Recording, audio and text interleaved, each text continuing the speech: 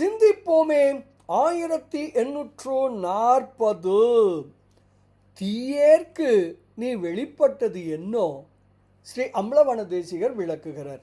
தில்லை கூத்தனே, அடியேன் பொய்யே வடிவினன். ஆணவத்தின் ஆதிக்கத்தை ஒரு அணிகலன் போல, ஒரு நகையைப் போல கருதி பெருமையோடு பூண்டுள்ளேன். அடியேன் அந்த மல வயப்பட்டு ஆடும் அஞ்ஞான மயமானேன். திருவடிக்கு அன்பு செய்வார்க்கு என் சித்தம் பற்றி ஒருபோதும் நான் அன்பு செய்ய மாட்டேன், செய்யாதவனாய் விளங்குகிறேன். உண்மை ஒன்றையே போதிக்கும் மெய் அன்பர்களுக்கு துன்பமே விளைவிக்கும் துஷ்டனாக நான் விளங்குகிறேன். அப்படிப்பட்ட தீயேனுக்கும் தேவரீர் வெளிப்பட்டு அருள் புரிந்தது எத்தனை பெரிய அதிசயம்! தில்லை கூத்தனே, அது எத்தனை பெரிய அதிசயம்! கூறி அருள்வாயாக.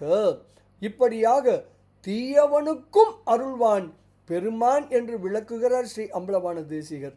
பாடலை காணலாமே.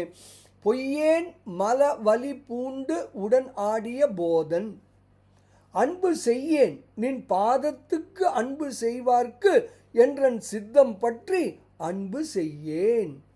மெய்யே விதிக்கின்ற அன்பர்க்கு துன்பம் விளைக்கும் துஷ்ட தீயேற்கு நீ வெளிப்பட்டது என்னோ?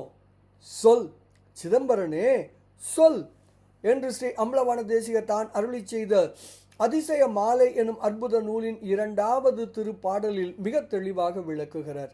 கருணை உணர்வோம், மலம் நீங்குவோம், பேர் ஆனந்தத்தில் திளைப்போம் திளைப்போம் திளைப்போம். இனிய வணக்கம். சிவாய நம.